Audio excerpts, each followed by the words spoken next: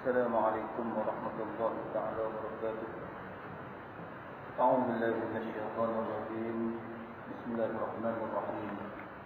الحمد لله الذي هدانا لهذا وما كنا لنهتدي لولا أن هدانا الله، والصلاة والسلام على سيدنا مولانا محمد وعلى آله وأصحابه ومن دعا بدعوته إلى يوم الدين. أما بعد.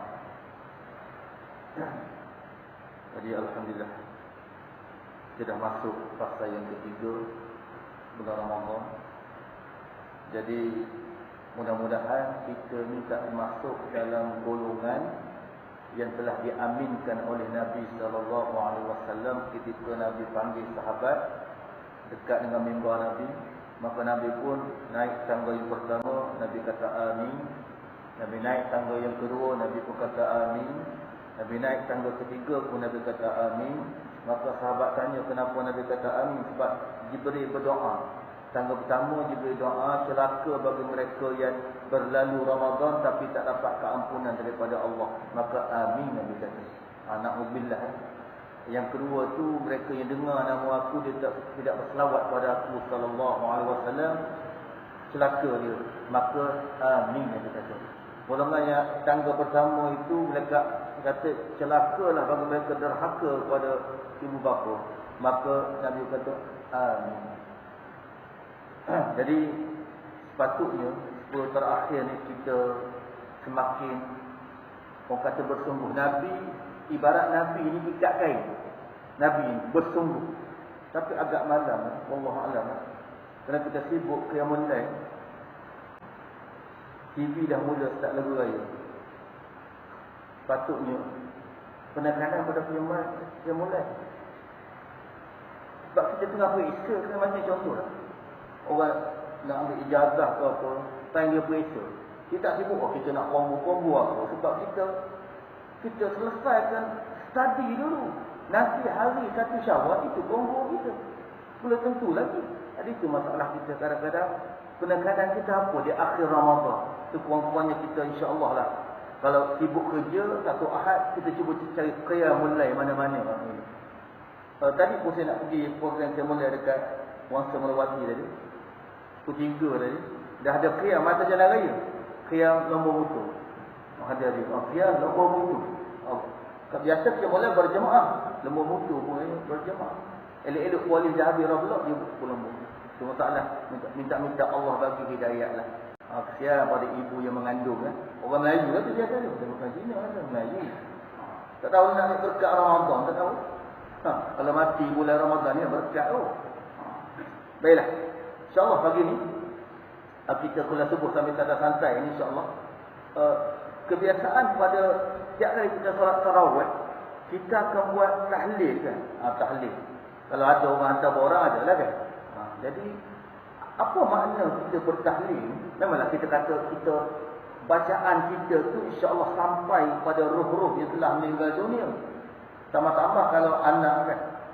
Jadi bermakna orang hidup ni ada hubungan dengan orang yang telah mati. Walaupun dah mati ada hubungan. Betul kita bertahlil sebab kita yakin sampai pahala. Sama-sama kalau anak dia tak tunggu nak tahlil. Dia buat baik, dia tolong orang, dia bertahlil, dia buat cari rezeki halal, dah sampai pahala pada mak bapak dia. Orang mati pun, dia tahu khabar berita orang hidup. Tahu. Artinya, di sana ada hubungan. Saya nak cuba baca pada pagi ini. Hadis yang dibawa oleh Al-Imam Al-Qurtubi rahimahullah. Dalam kitab Tazkirah. Tajuk bawah tajuk dia kata, roh orang-orang beriman bertemu di langit dan mereka bertanya khabar tentang penduduk bumi.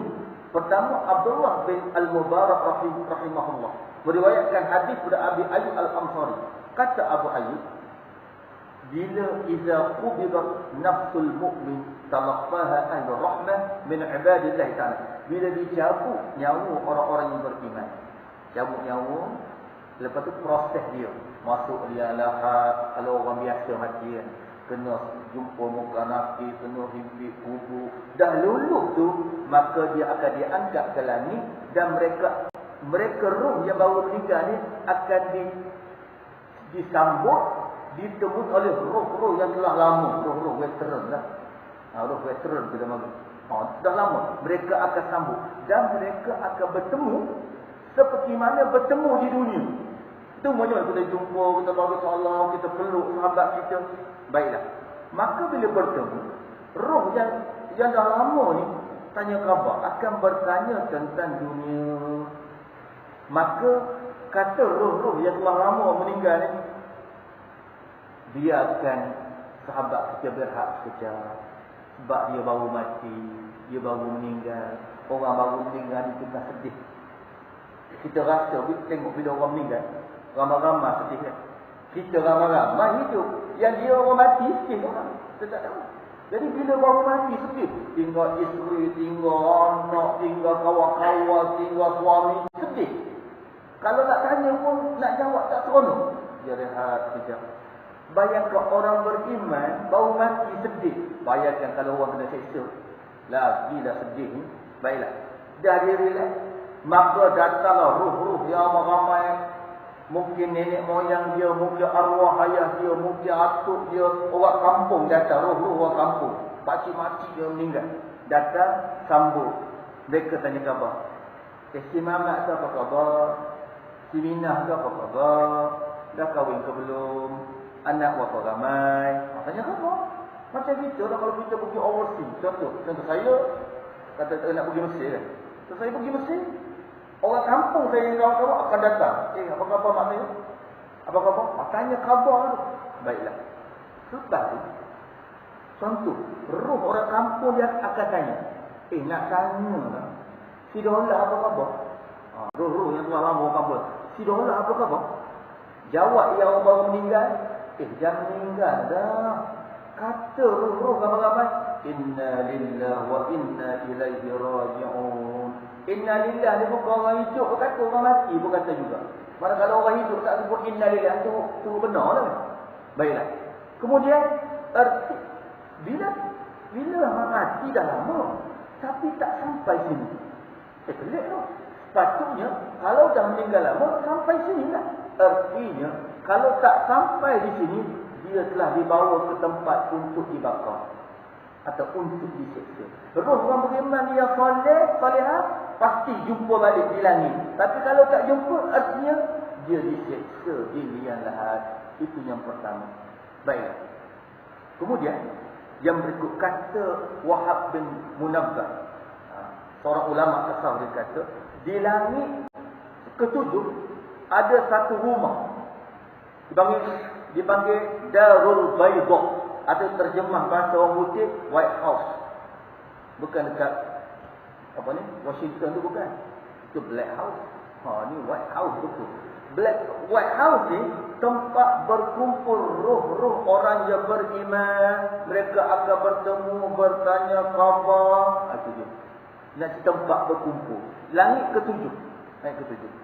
Tapi hebat sistem komunikasi Allah.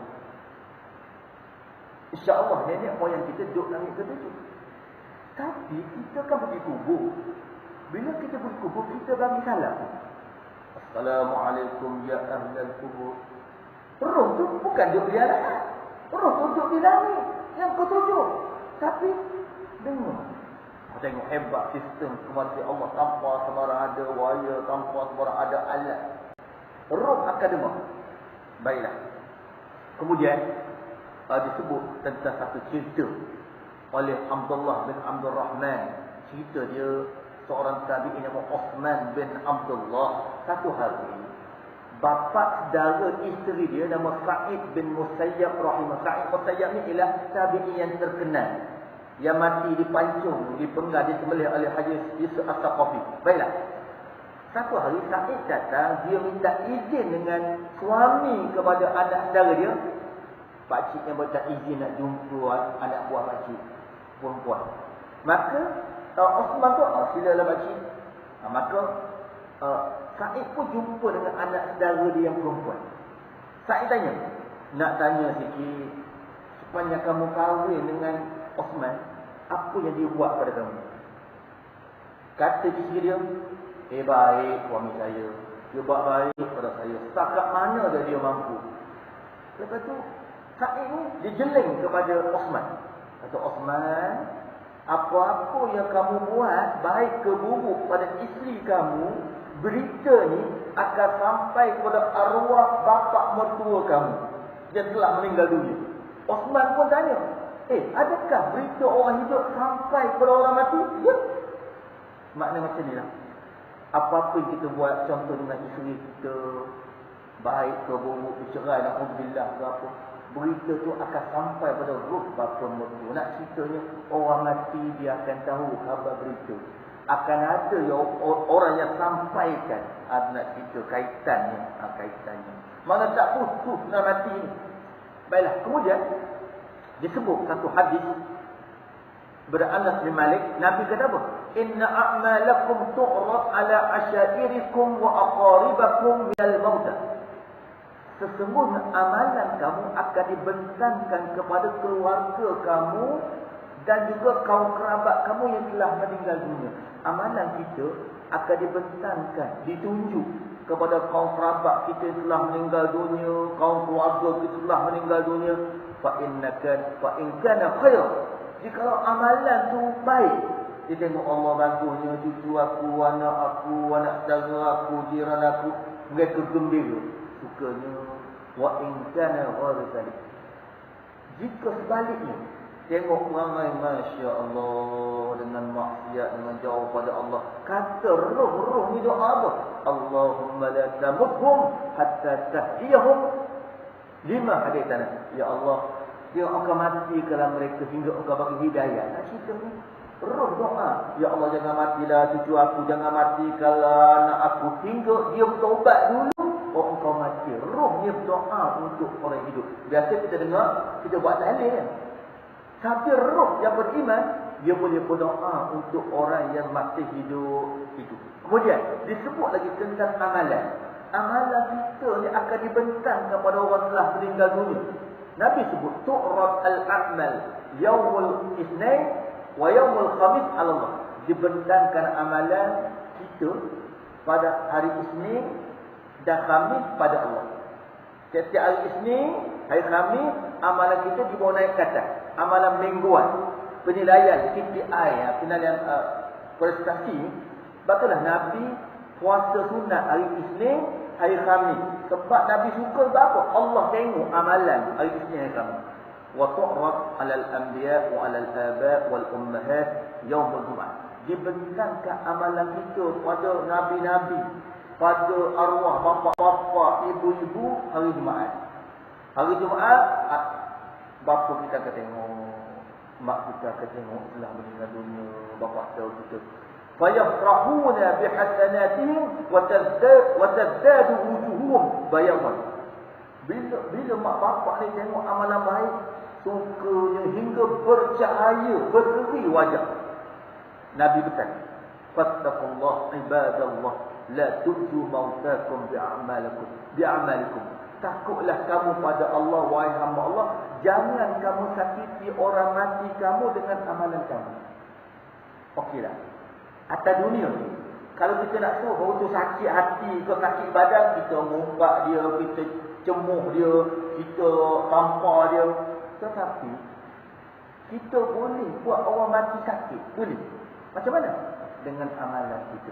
Mak bapak, arwah mak bapak boleh jadi sakit. Dengan sebab kita buat perangai tak elok, gaduh adik-beradik, berebut harta lah, entah solat ke mana. Menyebabkan kita menyakiti orang yang telah meninggal dunia. Sebab itulah kita nak pastikanlah. Waktu kita tengok, datang seorang lelaki pada Nabi SAW. Kata, ya Rasulullah SAW, pada masa aku hidup, aku buat baik pada mak bapak aku. Bila aku mati ni boleh aku buat baik. Macam mana nak buat baik pada mak bapak yang ada arwah ni? Nabi kata, pertama, as-salatu alaihima, solat jenazah. Kita kena buat satu budaya yang rasa kurang tepat. Setiap kali berlaku kematian mak bapak, anak akan pergi jumpa imam. Imam, saya wakilkan imam untuk solat jenazah. Tapi syariat tidak tepat. Yang tepatnya ialah, yang sebaiknya anak jadi imam. Itu terbaik. Kita kalau ada anak lelaki, kita dah ada Mana alung, kata angah ke apa. Jadi imam. Solat jenazah. Anak bukan mufti. Bukan apa. Anak yang terbaik. Kalau habis tak ada anak, kau pergi. Anak saudara. Cucu. Tapi anak kamu jangan buat main wakil-wakil, tak ada. Bukan payah solat jenazah pun. Baca tak kuat. Lepas tu tak ada rokok. Tak ada sujud. Sebab anak lebih kenal bapa. Anak lebih faham ibu. Maka keikhlasannya lebih. Yang kedua Nabi kata al-istighfar lahum, istighfar.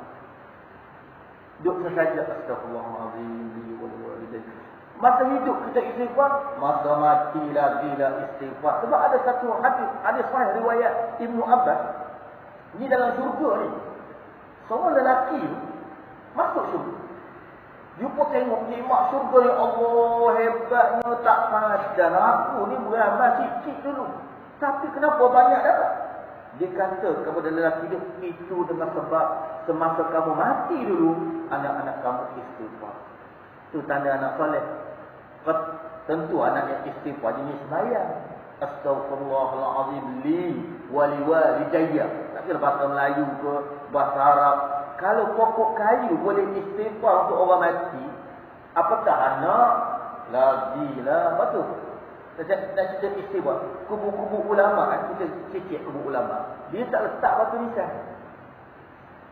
Dia letak apa? Batu sungai. Batu bukit. Kenapa? Batu sungai, batu bukit, batu hidup. Artinya makhluk yang hidup zikir. Batu nisan boleh, tapi keras, mati. Kalau kubu bukit ni, untuk kubu mana-mana, untuk selera, untuk kubu ni aziz, bila aku tengok apa dia? Batu. Ni siapa tahap marmar apa, bukan jadi apa, haram pula, lebih pula. Cantik macam mana, langsung tak boleh bantu orang dalam. Baiklah. Yang kedua istighfar. Ketiga, wa infadu ahdihima ba'da mautima. Selesaikan hutang mak bapak. Sama ada contoh, mak tak puasa dulu. Tinggal. Anak kena ambil lah. Kena bayar ke dia. Jangan berkira. Mana haji? Allah yang nak bayar alung ke dekuk. Macam tu. Ya, kesian bapak kita. Mana selesaikan hutang dengan Allah atau hutang dengan orang. Baiklah. Kemudian yang keempatnya ialah wa ikramu sadiqihima. Kita kena tahu masa mak bapak kita hidup dulu, siapa member dia? Siapa member? Kawan dia. Kita pergi santuni, jumpa. Jangan jumpa saja, Allah lah RM2,000. Apa itu? Kita muliakan kawan mak bapak kita. Maka mak bapak kita seronok berada di alam barzakh. Sebab kawan ni sampai mati tu dia ingat. Tapi syaratnya kawan yang baik, yang sama-sama solat, bukan sama-sama berjudi, bukan sama-sama minum arak, itu tak jadi yang tu. Okey. Yang terakhirnya wasilatul rahim allati lam tusal illa bima. Okey. Masa mak bapak kita ada buat orang tua kan, sepupu rapat, anak-anak sepupu rapat. Tapi bila tak mak bapak kita meninggal, makin jauh. Maksudnya mak bapak kita mencipta sambung silaturahim. Semua sepupu menapa, itu cara mak bapak kita gembira. Jangan berkira, alah dia tak datang rumah kita, dia setengah orang muda, dia tak datang jarah kita, tak payahlah. Kita pergi sambung silaturahim, mak bapak kita gembira berada di dalam batin. Itu 5 perkara. Baiklah. Yang terakhir untuk bab ni lah. Apabila bertemu orang-orang beriman di alam barzakh tu, nak cerita, mereka juga akan bertanya sampai tahap, contohlah suami meninggal, dia akan tanya, isteri saya dah kahwin ke belum? Dia tanya. Oh dah kahwin, alhamdulillah. Dia tak ada Allah perahnya, isteri dah kahwin. Tak ada perahnya. Bahkan boleh tanya, kucing aku apa khabar? Maknanya apa? Kerbau apa khabar? Lembu apa khabar? Sampai tahap macam tu. Tapi syaratnya dia ialah orang-orang yang beriman. Cuma bezanya, roh orang yang Islam tapi tak sempat taubat, roh dia disiksa di liang lahat. Okey. Siksaan tu boleh dikurangkan dengan doa anak-anak, dengan sedekah dia apa. Itu boleh dikurbankan, boleh dihapuskan dengan izin Allah. Dah lama tu baru diangkat ke langit. Itu tajuk yang pertama. Okay. Tajuk yang kedua saya nak bawa sikit ya. Biasanya kita pada bulan Ramadan kita minta apa? Minta syurga dan minta jauh daripada api neraka. Itu biasa pada bulan Ramadan. Baik, saya nak cerita tentang sejarah neraka syurga. Neraka syurga ni lama dah Allah cipta, sebelum ada bumi ni Allah dah ada, sebelum ada bumi Allah dah cipta, sebelum ada Nabi Adam, Siti Hawa, syurga dah ada. Syurga ni ataupun neraka ni makhluk Allah cipta kekal sampai bila-bila. Sama-sama sebut syurga. Tak ada siapa tak kenal syurga kan. Ingat dulu kan. Masa zaman dulu kalau kahwin, dia orang dalil dia ambil lagu Saloma kan. Dalil dia. Selamat pengantin baru hingga ke anak cucu kan. Tapi dapat sekarang semua mudah-mudahan kekal hingga ke jannah. Tengok bagus. Ke jannah. Semua orang kata jannah. Tak sebut heaven ke jannah bagus. Walaupun dia kata macam tu. Saya doakan kami ni bahagia sampai ke jannah. Walaupun isteri dia sebelah tak akan tudung sekalipun. Jannah. Semua baguslah jannah kan. Baiklah. Berkaitan dengan syurga, bila Allah ciptakan syurga, Allah panggil Jibril. Wahai Jibril, aku nak kamu pergi ke syurga, tengok syurga. Dan tengok apa yang aku sediakan untuk ahli syurga. Jibril pun terbang pergi. Tengok balik. Ya Allah, demi kemuliaan-Mu, tidak ada siapa yang dengar pasal syurga, pasti dia nak masuk syurga. Senang masuk syurga, Ya Allah. Maka Allah perintahkan supaya jalan ke syurga itu dihiasi dengan perkara-perkara yang susah. Ni haram lah tu, tak boleh lah Allah. Nafsu tak suka. Jibril pun tengok. Jibril kata, Ya Allah, kalau beginilah aku takut tak ada siapa boleh masuk syurga. Dah jalan ke syurga tu payah. Dah lah bengkok-bengkoknya, tak ada straight langsung. Naik bukit, turun bukit lah, macam-macam lah. Aku rasa tak ada siapa boleh masuk syurga. Sebab itulah kita kena minta. Malam-malam tarawih kita minta doa syurga. Baiklah. Allah kata Jibril, kamu pergi tengok neraka. Jibril pun pergi. Tengok neraka, dia kata, Ya Allah, demi kemuliaan-Mu, dia kata, aku takut. Siapa-siapa tak dengar pasal neraka, dia akan masuk neraka. Maka Allah pun perintah supaya jalan ke neraka tu mudah. Highway, tak ada tu. Senang. Maksudnya nafsu suka. Jibril pun pergi tengok.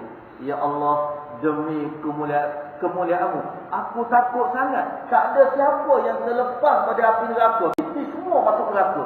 Kok senangnya nak masuk neraka. Cuma yang Nabi pernah menyatakan, dalam neraka golongan yang paling ramai ialah wanita. Dalam neraka wanita paling ramai sekali.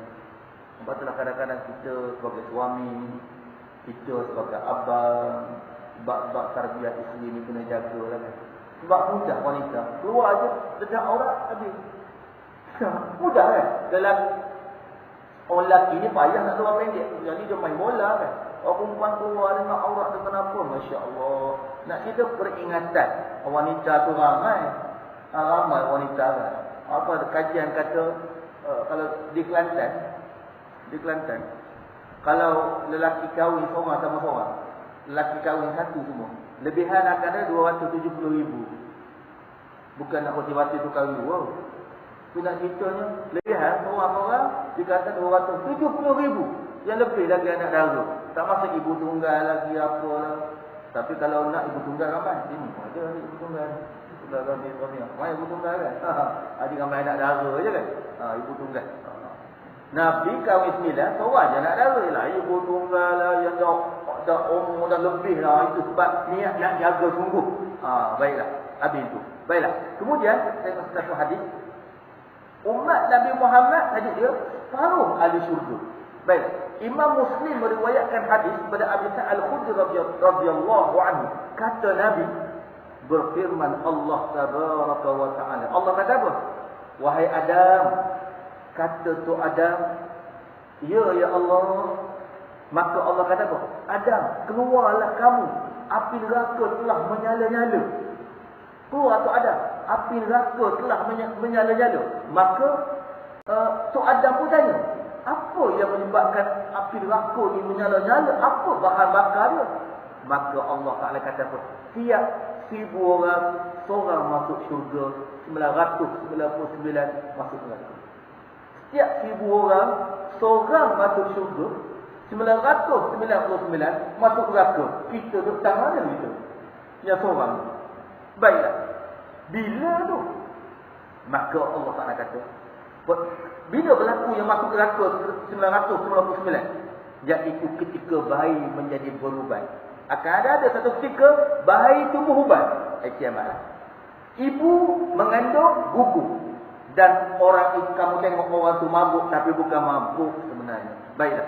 Sahabat bila dengar tiap 1000 seorang masuk syurga, Allah beratnya macam mana lelaki tu? Nabi kata bergembiralah. Yang kata 1000 seorang syurga, 999 neraka, maksudnya Ya'juj Ma'juj.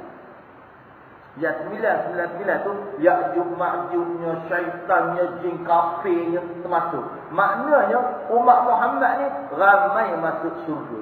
Nabi kata apa? Demi jiwaku di tangannya, aku ni kalau boleh, kamu ni 1/4 ahli syurga. Sahabat bila dengar, Alhamdulillah, Allahu Akbar. Nabi kata lagi, demi jiwaku di tangannya, aku kalau boleh, umat aku 1/3 ahli syurga. Nabi, sahabat kata apa? Alhamdulillah, Allahu Akbar. Nabi kata lagi, aku kalau boleh, umat aku separuh ahli syurga. Ramai tu. Nabi kata, ibarat umat Muhammad, hari kiamat, seperti bulu putih, bulu berwarna putih berada pada lembu yang berwarna hitam. Maksudnya orang nampak mana? Hitam ke putih? Orang nampak yang putih. Itu umat Muhammad sallallahu alaihi wasallam. Bahkan diriwayatkan hari kiamat kita ni akan dikumpul ikut saf. Kena beratur. Beratur saf. Okey. Saf barisan tu ada berapa? Ada 120 saf.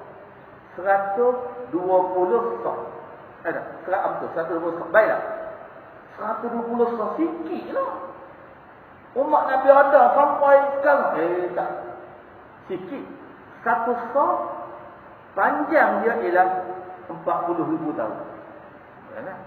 Ada 120 saf. Satu saf panjang 40,000 tahun. Kan ramai orang ni. Dalam 120 saf itu, 3 saf orang-orang yang beriman. Nak ceritanya hari kiamat. Mudah-mudahan kita termasuk dalam 3 saf itu. Kita termasuk dalam saf itu. Itu yang paling penting sekali. Baiklah. Berikut. Saya nak kongsi sikit. Okey. Iaitu hadis riwayat Imam Tirmizi. Nabi bersabda, "Man sa'ala Allah al-jannah 3 marat, qalat al-jannah Allahumma adkhilhu al-jannah." Siapa yang minta syurga 3 kali. Kan kita di masjid, Allahumma inna as'aluka ridha, nas'aluka ridha wal jannah. Minta syurga 3 kali. Syurga kata apa? Ya Allah, masukkanlah dia ke dalam aku. Syurga dengar kita doa tu. Betul kita bila kata Allahumma inna nas'aluka ridhaka wal jannah, kita kena semangatlah, kena doa betul-betul, kena harapkan dengan selamat, suci ikut, letak tangan letak tu malas nak syurga macam mana? Biar sungguh amin kita. Baiklah, siapa yang minta berlindung daripada neraka 3 kali, dia dengar Allahumma ajirna minan nar. Neraka kata apa? Ya Allah, lepaskan dia daripada aku. Nak cerita neraka syurga makhluk yang boleh berkata-kata. Bahkan diriwayatkan oleh Imam Al-Baihaqi bin Abi Sa'id Al-Khudri, di mana Nabi kata, bila hari panas, ada 3 rasa panasnya. Baiklah. Masa hari panas, Allah akan perhati dan Allah dengar apa yang makhluk dia akan cakap. Baiklah. Bila hari panas, contohnya orang beriman, la ilaha illallah, panasnya hari ni orang beriman gitu. La ilaha illallah. Bukan panah tu merepek apa dia. Tu memang tak ajar, tak boleh. Bila panas, la ilaha illallah, panahnya hari ni. Ya Allah, aku minta berlindung daripada panah api neraka. Kita orang beriman tu, La ilaha illallah panahnya hari ni. Ya Allah, jauhkan aku dari api neraka. Baiklah. Allah kata kepada neraka Jahannam, hamba aku, dia minta berlindung dengan aku daripadamu. Aku bersaksi hari ni, aku lepaskan dia. Tengok. Dia pertama. Kalau contoh hari itu sejuk. Hujan lebat ke apa campur dengan ekor pula hujan sejuk. Maka Allah akan dengar Allah berarti. Orang beriman dia kata apa? La ilaha illallah, sejuknya hari ni. Allah payahlah nak mandi wajib. Sejuk sangat. Contoh, sejuknya hari ni kan. Baiklah. Ya Allah, la ilaha illallah, sejuknya. Aku minta jauh daripada zamharir Jahannam. Zamharir Jahannam. Zamharir Jahannam maksud neraka sejuk. Oh, neraka ada dua. Dia neraka panas, neraka sejuk. Dia tak ada neraka suam tak ada. Air tu ada, air suam ada. Neraka panas, neraka sejuk. Okey. Neraka sejuk nama Zamharir. Ya Allah, minta jauh daripada Zamharir Jahannam. Maka Allah kata, aku persaksikan, aku lepaskan hamba tadi. Baiklah. Sahabat tanya, Zamharir itu apa? Neraka yang paling sejuk. Bukan sejuk sedap ni, sejuk yang beku, sejuk yang tak hidup, tak mati, sakit aja.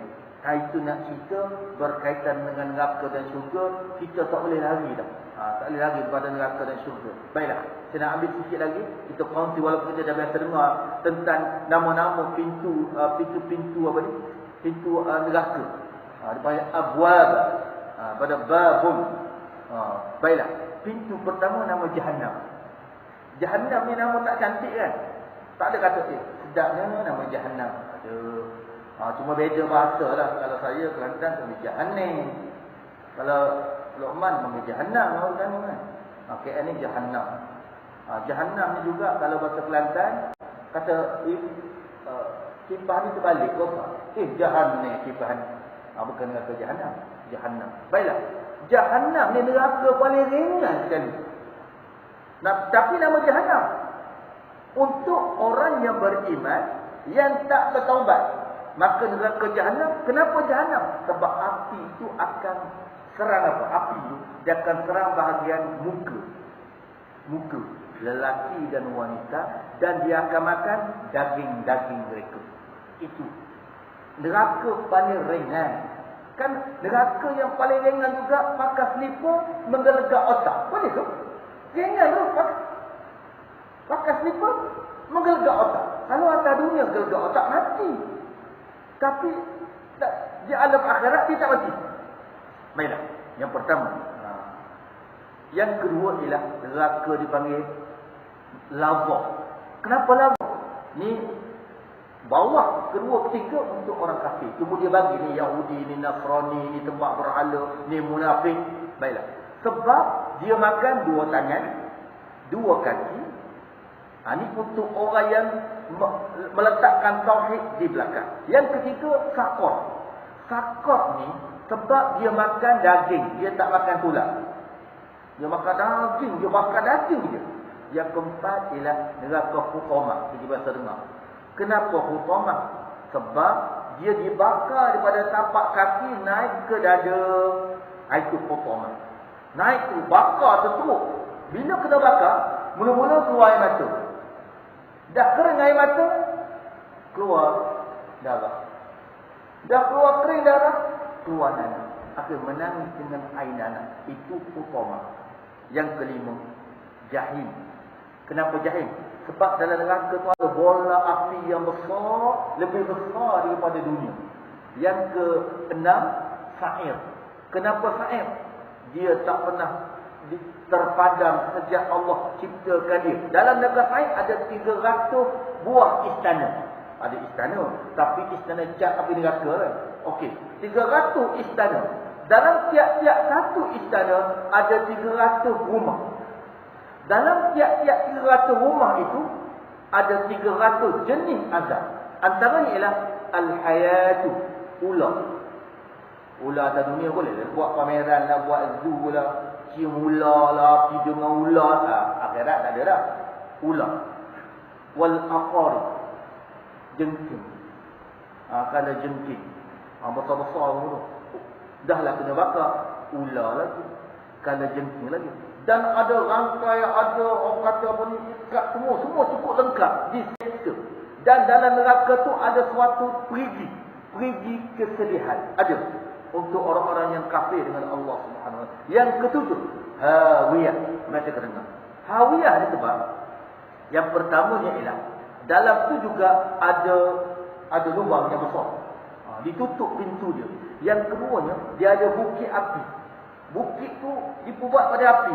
Orang kafir akan ditiarapkan atas bukit dan tangan kaki dikumpulkan, diikat, diletakkan pada leher.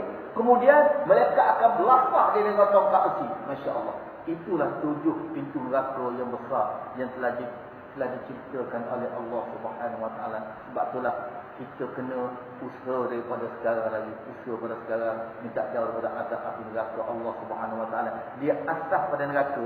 Biasa kita dengar bila orang mati kan, imam solat jenazah tu dia akan doa ni, Allahumma ja'al qabrahu rawdatan min riyadil jannah. Ya Allah, telah jadikan kubur dia salah satu taman-taman syurga. Kubur dia bukan syurga lagi, taman-taman syurga. Maksud bila taman ialah berdasarkan mimpi-mimpi. Ada orang mimpi sahabat, mimpi orang saleh. Di gambaran itu ada air terjun, ada air pancu, ada tumbuh-tumbuhan, ada buah-buahan. Itu ibarat taman. Nama taman. Betul lah. Kalau kita biasa pergi ke Mekah, pergi Madinah, antara mimbar tu Nabi kata, pergi dengan mihrab, tempat apa ni, yang kapal hijau, tempat orang apa ni, mihrab tempat imam tu adalah taman-taman daripada taman syurga. Satu, kita doa untuk orang mati, wala taj'al qabrahu hufratan min hufratin niran. Jangan orang jadikan apa ni, kubur yang salah satu lubang pada lubang-lubang neraka. Dia boleh tukar jadi lubang neraka. Na'udzubillah min dzalik. Insya-Allah kita nak kena ingatlah, tambah-tambah kita ambil peluang bulan Ramadan ni, kita doa banyak-banyak, minta syurga dan minta jauh juga azab api neraka Allah Subhanahu Wa Taala. Untuk usaha 10 yang terakhir ni.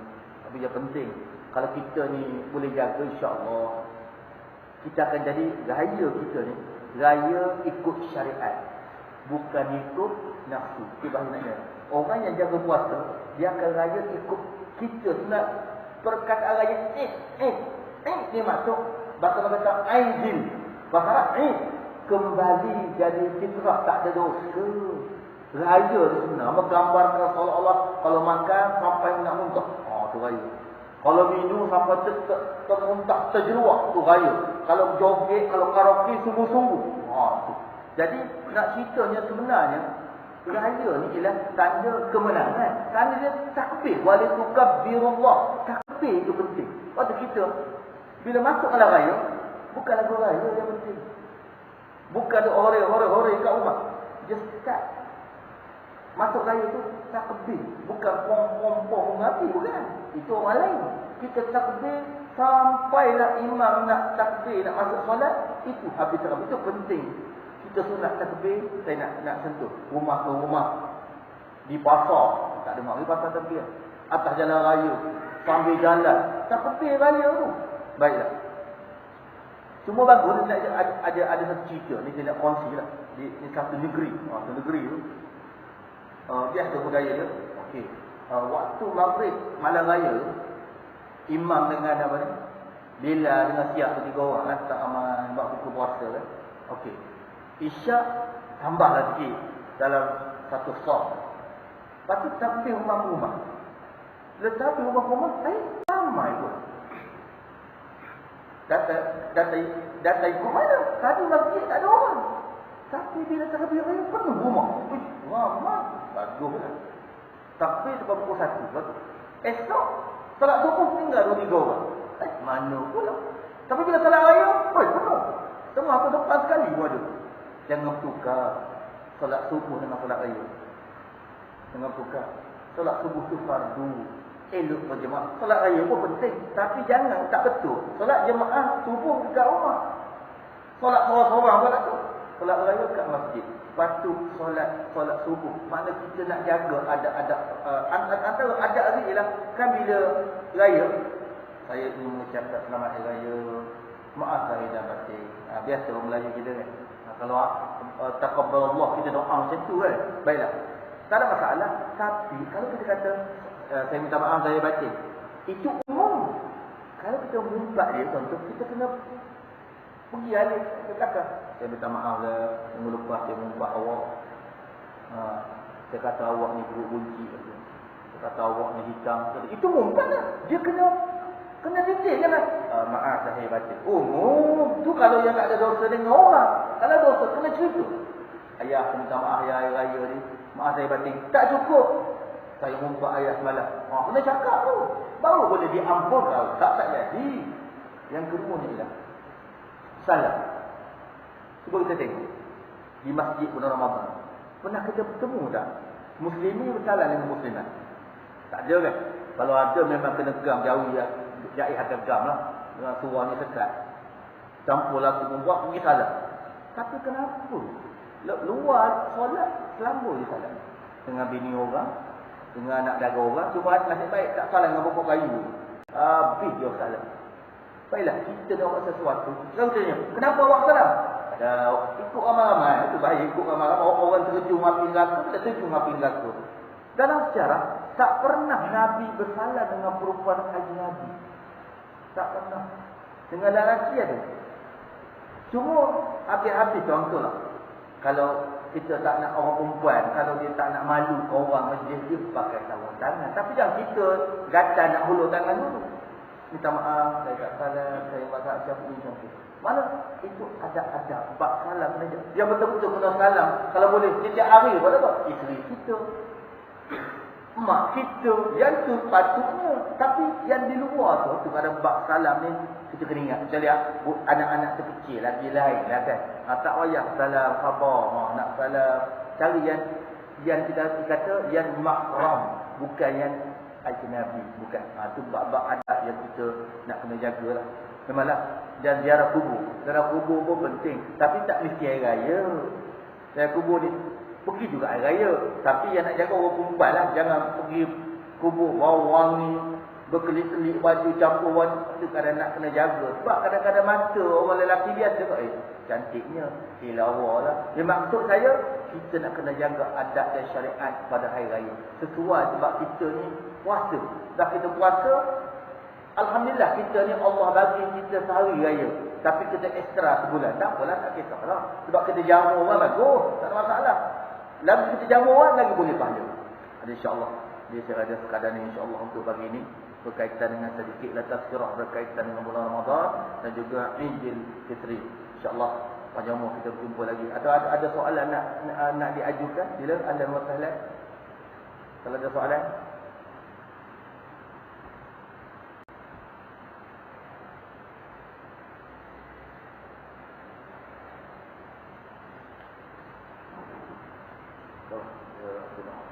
أعوذ بالله من الشيطان الرجيم. بسم الله الرحمن الرحيم. الحمد لله رب العالمين والصلاة والسلام على أشرف الأنبياء والمرسلين وعلى آله وصحبه أجمعين. اللهم إنا نسألك رضاك والجنة. يا الله Tuhan kami, memohon padamu ya Allah redha-Mu dan syurga-Mu, wa na'udzu bika min sakhatika wan nar. Dan kami berlindung denganmu ya Allah daripada murka-Mu dan azab api neraka-Mu. Wa sallallahu ala sayyidina Muhammad wa ala alihi wa sahbihi ajma'in. Walhamdulillahirabbil alamin. Taqabbalallahu minkum